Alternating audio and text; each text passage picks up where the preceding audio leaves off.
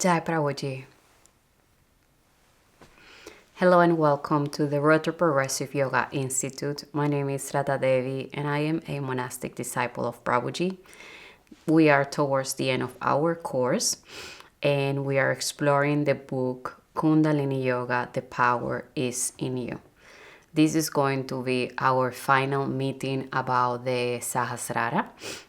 We've already explored in our previous classes how this center relates to what different cultures call enlightenment, moksha, nirvana, or the fusion of Shakti with Shiva in this seventh chakra. We started from the fact that what happens here cannot be put into words as it transcends the language, or more than transcending it, I will say that it's something that happens before the language appears. The language is a secondary, or is a stage that happens after what happens in the seventh center. So we went from that fact and understood why, even though there isn't much to say about this seventh center, why different masters, enlightened beings are doing so many lectures, books, trying to express what happens in their experience in this fusion in the seventh center. We also explore about the dissolution of the ego when we mention in regards to the known, the knower, and the knowledge. Not in that same order, but we explain what happens. There is a dissolution or a fusion of these three in the center. And we also spoke about moving from the individual to the universal and about the recognition of what we truly are. Today, we'll investigate the balance and imbalance in this center, both in the physical and psychological level.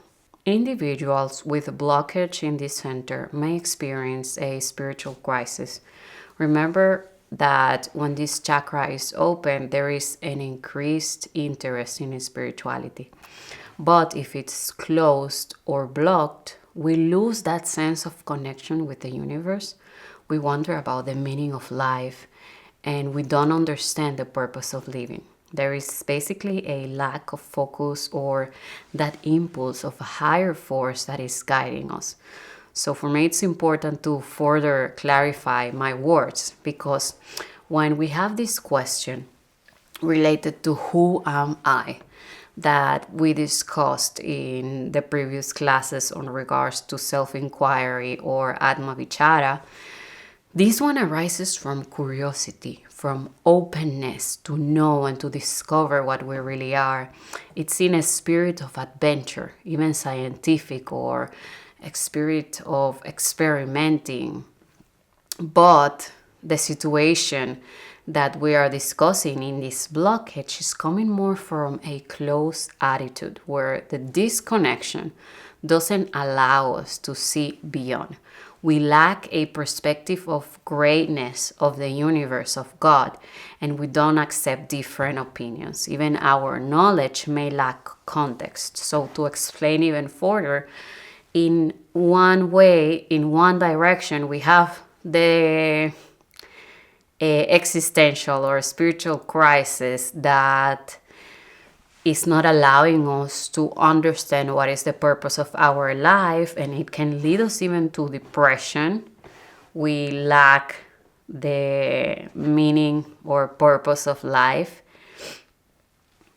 And I can ask myself who I am, what I'm doing in this world, but very closed in my own ideas.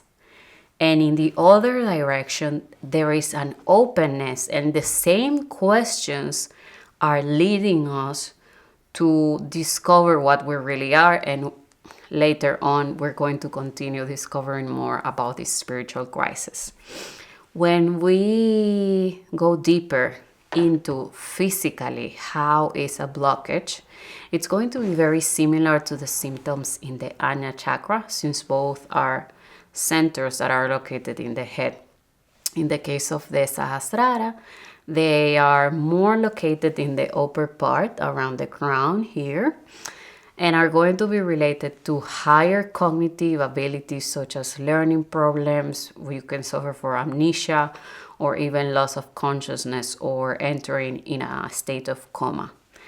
Then psychologically, a blockage is expressed in the rigidity of our ideas, okay? So remember that we're having a blockage. So we don't have the openness to receive new ideas. We are afraid to new experiences, and we're going to have difficulty absorbing new knowledge. I am stuck in the past, in the things that I know, in my patterns, in the things that I learn, and I lack the space to absorb, to accept, and I lack the openness to receive new knowledge, new ideas, even new experiences. So the cause could be very different. It can be our own confinement, or it can be also learning disabilities. So these learning disabilities can lead us to avoid showing our weaknesses. So we can be very close because of our psychological rigidity, or also because I already suffer from a learning disability and I'm afraid to show it. So this is also causing me to live in this confinement and not be open to learning new things. People with a blockage in this center can refuse to see things differently from how they perceive them.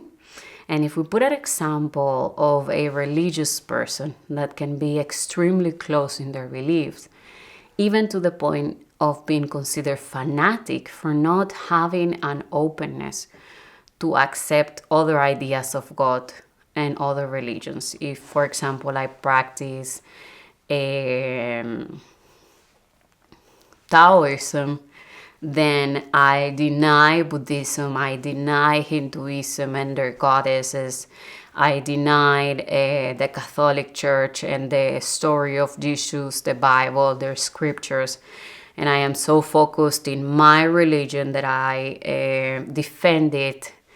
I don't accept other religious practices, and this is when someone can call a religious person fanatic. It's very different when you practice certain religions and you can get together with people that practice other type of religions, and you can have open conversation and discussions and even get inspired by other practices and other paths, than to be extremely close and reject and even criticize and condemn other religions. So someone that suffers from an overload in the center can have or show many of the symptoms that we just discussed in regards specifically to the example of a religious person. The causes of this closeness or confinement in religiosity, they can vary, but what is very marked is the narrowing of our perspective on life, which is going to continue to diminish over time. Like it can be even more extreme than what I'm explaining right now. Regarding the spiritual crisis, we compare it to the expression of San Juan de la Cruz, the dark night of the soul.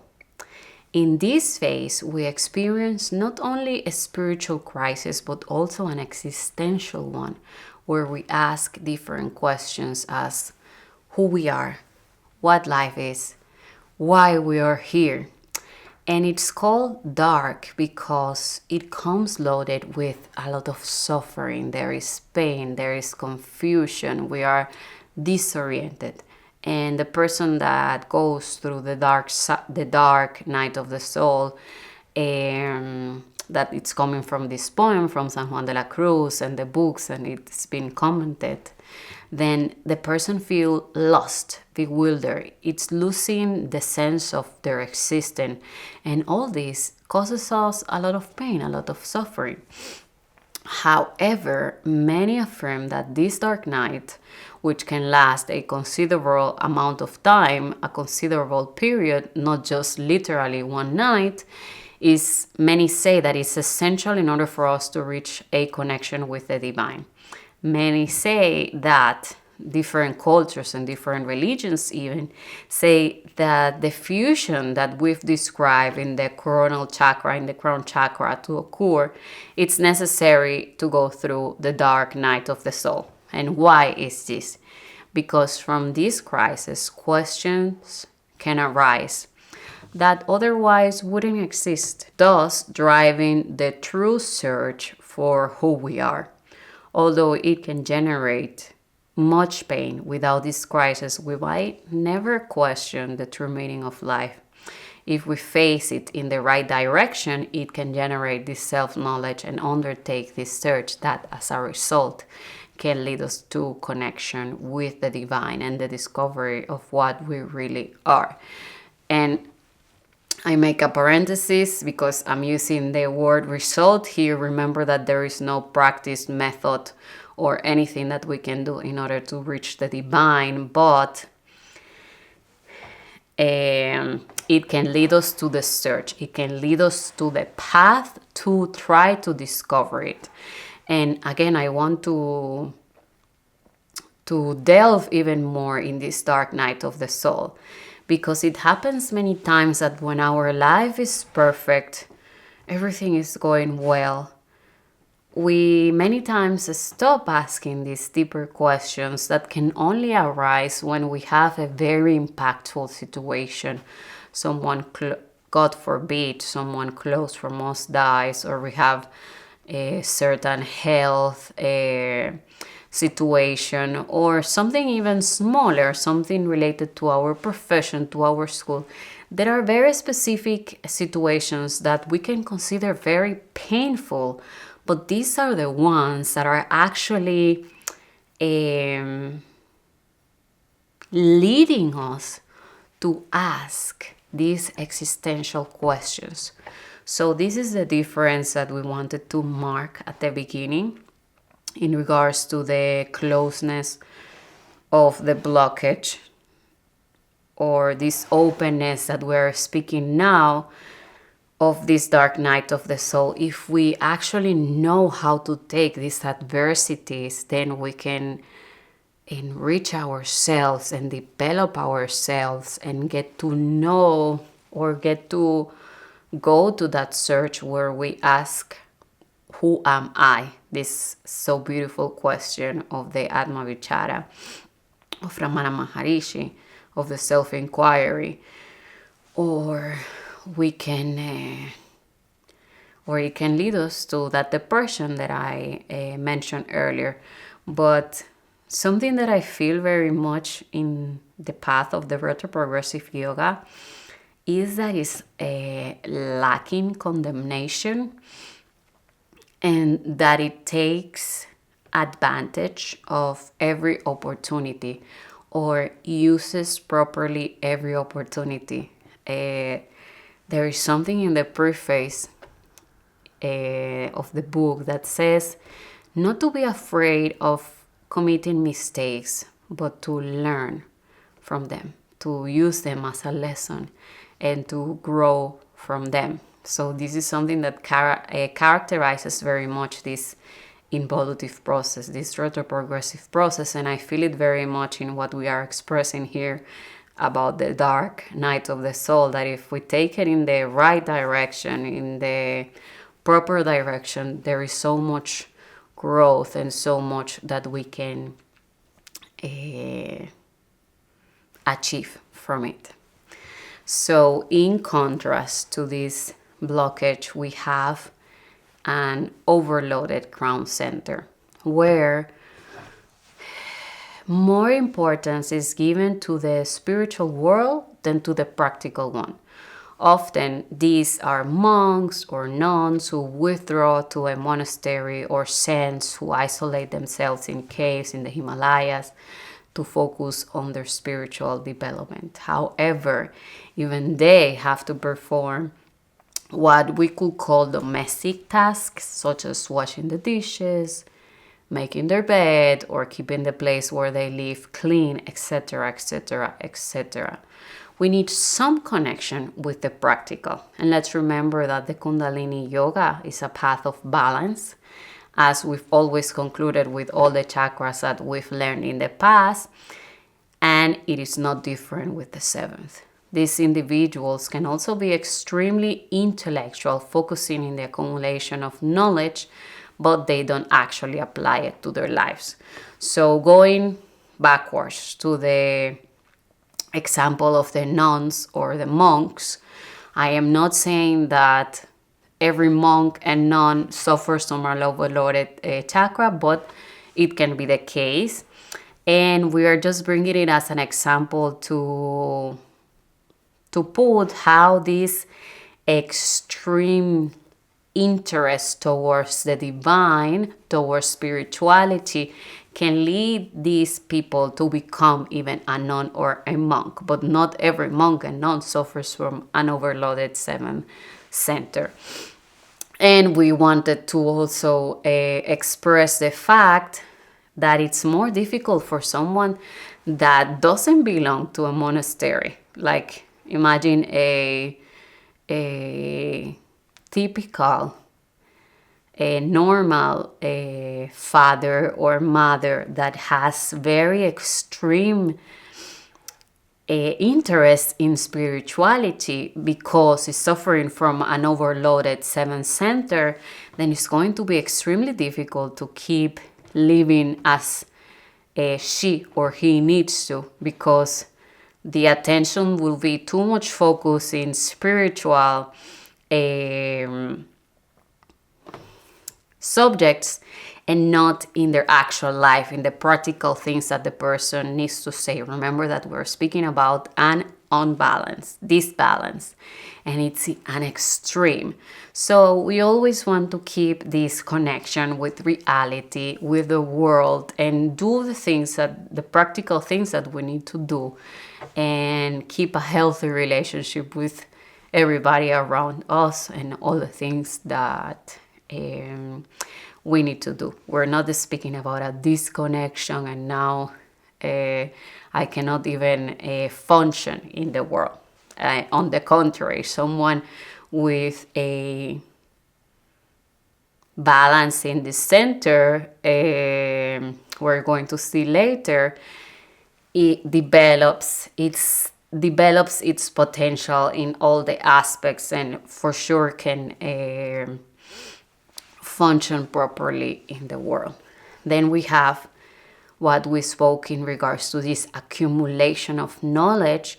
And I don't know if you remember how in different occasions we spoke about really understanding something means that I can live through it.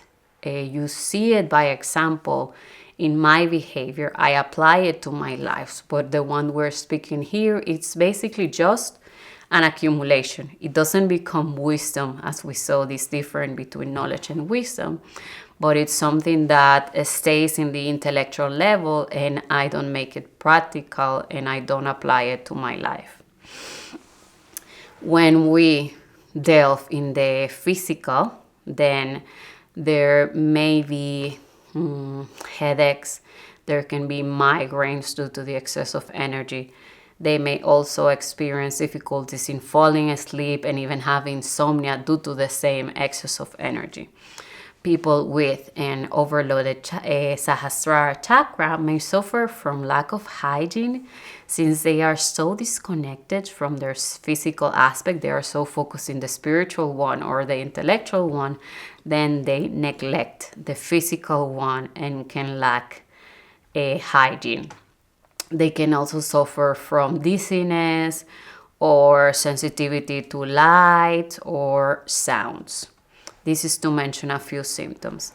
Then psychologically, this can be expressed in different ways. If the person has this lack of hygiene due to the physical aspect, this can affect their ability to develop and maintain healthy relationships because the way that we look, the way that we care for ourselves, is going to influence in the type of relationships that we can develop with others.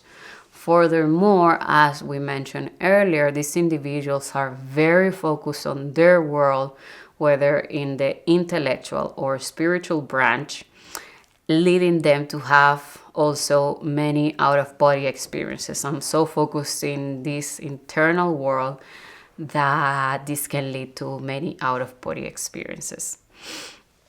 Now that we just express these two sides of an imbalance in the Sahasrara, both in the physical level and on the psychological level, with a blockage or with an overloaded center, I would like us, as is our custom, to see the table where we are comparing both of them side to side.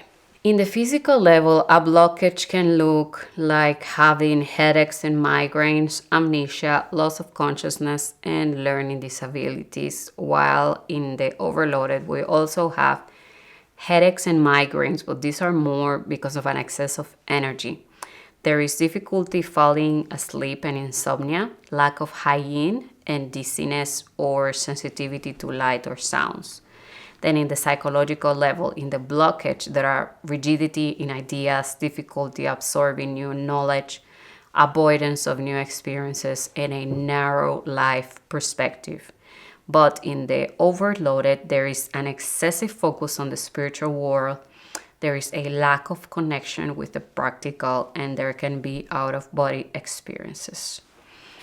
Now that we saw and learned how a unbalance can look and how it can express both physical and psychologically, I would like us to read from the book How is a Correct Functioning of the Sahasrara. And it says, balanced functioning of the chakra.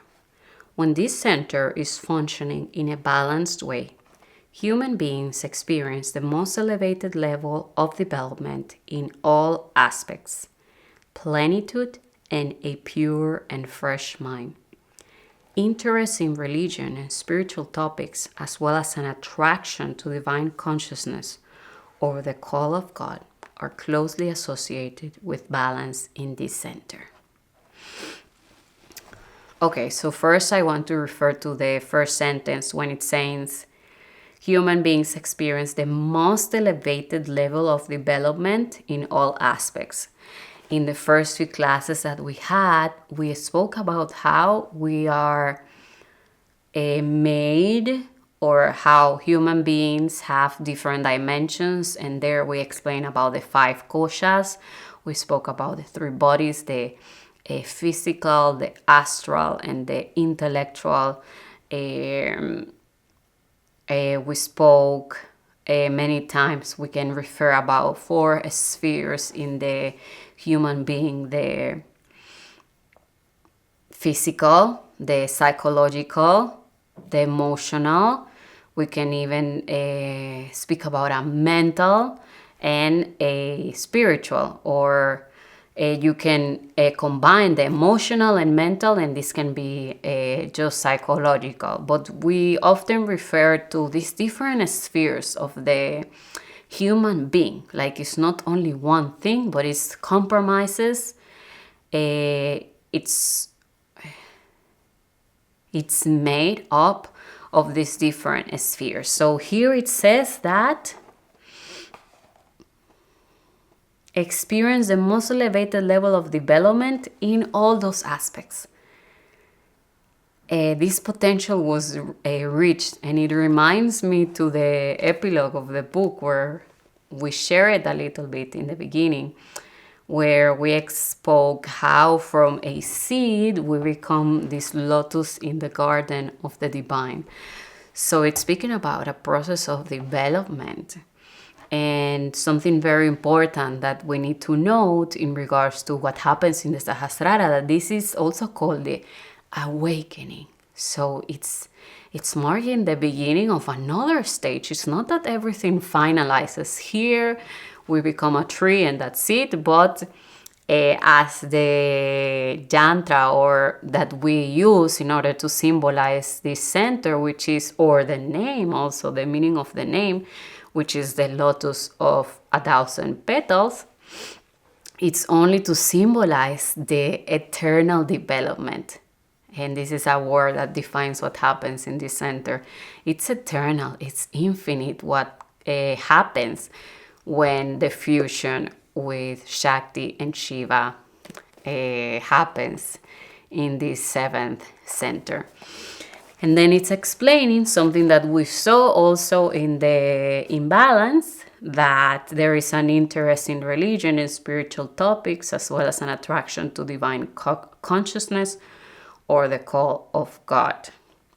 So when there is a balance in the center, there is a interest in spirituality, in religion. We saw how in the Anya, there is this experience of the divine, but there is still a duality. In this one, we realize what we are, and the interest grows even more. We realize ourselves as divinity. So this is what happens when the center is balanced. Then the postures in order to open or to connect more with this center are the headstand or Sirsasana. And for the ones that are following the course, know that I'm usually giving a practice in order to open the center, which you can find in the section of the sādhanā of the Kundalini Yoga path. But something very curious, or not so curious, it makes a lot of sense that there is no practice in order to open the seventh center. We are only going to find from the Muladhara till the Anya. And then the fusion can only happen. It's a giving. It's a gift from the divine. Remember that even though we have practices in order to open the other centers, we are only preparing the conditions for something of the divine, so that something of the divine can happen in us. But we cannot manipulate the divine. We cannot trick the divine or make certain type of exchange so the divine will happen in us. But the divine, out of its free will, can accept the invitation that we're doing when we go through this path, when we purify ourselves. And when I speak about purity, remember that we're speaking about this elevation in our level of consciousness, in our awareness. This is what we mean when we speak about purity. So we are following certain practices in order to prepare the conditions for this instrument to be able to extend this force of the divine in a body. So it makes total sense that then there is no such thing as a practice in order to open the seventh center, but it's something that happens. That's everything for today. In our next class, we're going to be sharing in regards to the Bindu chakra. Thank you very much for joining us today. Jai Prabhuji.